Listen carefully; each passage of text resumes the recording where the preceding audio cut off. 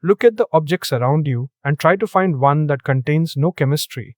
The plastic of your keyboard, the foam inside your chair, the paint on your walls, the dye in your clothes, the coating that protects your phone, the fertilizer that grew the food on your plate. Almost none of it exists in the form it does without the industrial chemicals that go into making it. And a huge share of those chemicals, the invisible building blocks of the material world, trace back to a single German company. It is called BASF, and this is a series about the companies that run the world. BASF represents a kind of power that is almost perfectly hidden because it sits one crucial step upstream of the visible economy. It does not, for the most part, make the finished things you actually buy. Instead, it makes the fundamental chemical ingredients that thousands of other companies then turn into products. It is the supplier to the suppliers, the foundation beneath the foundation of modern manufacturing.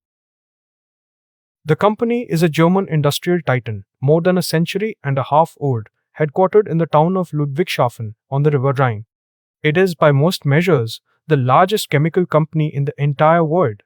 For generations, it has stood as a pillar of German industrial might, a symbol of the deep, unglamorous engineering prowess that quietly powered Europe's manufacturing economy.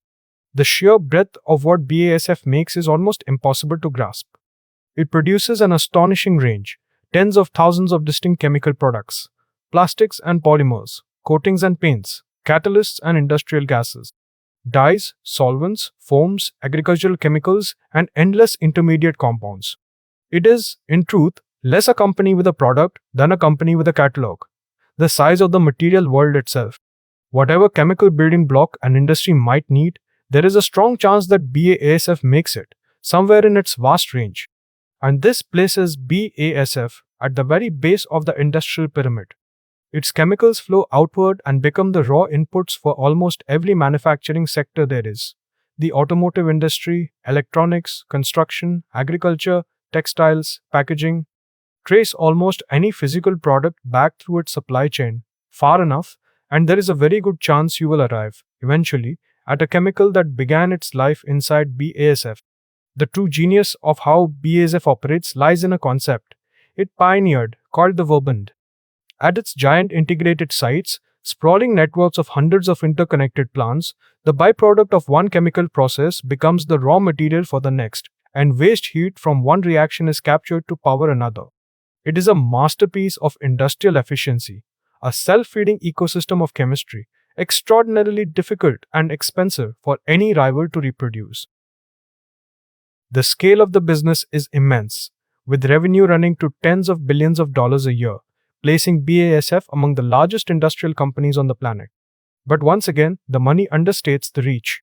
The truer measure of its importance is the sheer number of other industries that quietly depend on a steady flow of its chemicals to make the things that fill modern life. The moat around this position is built from that scale, that deep integration, and a sheer mountain of capital. A single one of these Verbund complexes represents billions of dollars and decades of accumulated, almost irreplaceable engineering knowledge. It is an investment so vast and so specialized that only a handful of companies on Earth can play at this level at all. To compete with BASF, you cannot simply build a factory. You must build an entire chemical civilization.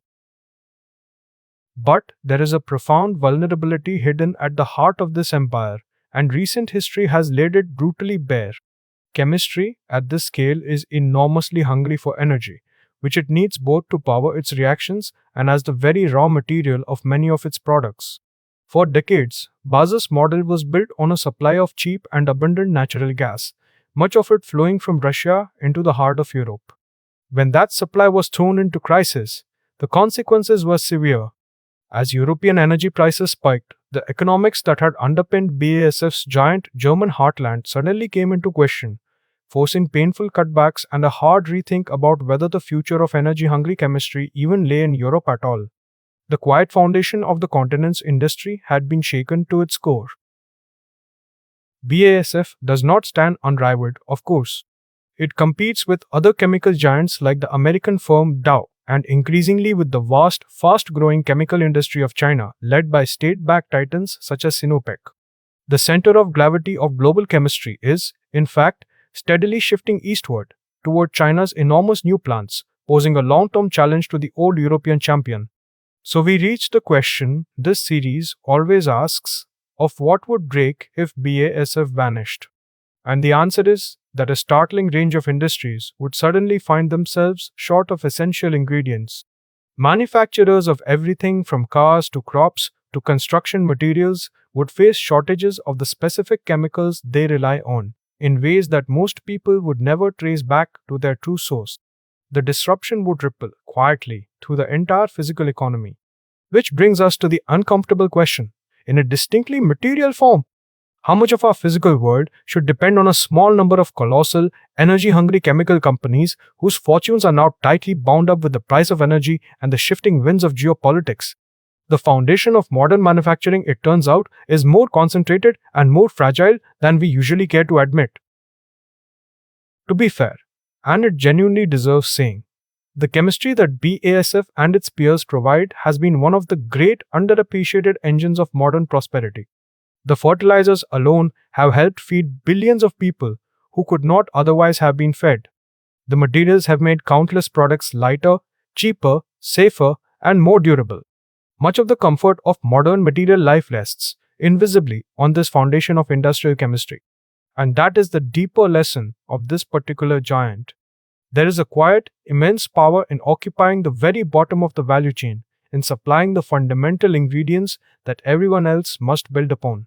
BASF understood that you do not need to make the final, visible product to be indispensable.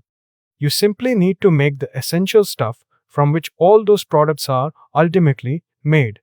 So the next time you handle almost any manufactured object at all and feel its plastic or its coating or its color, remember the vast invisible world of industrial chemistry that brought it into being.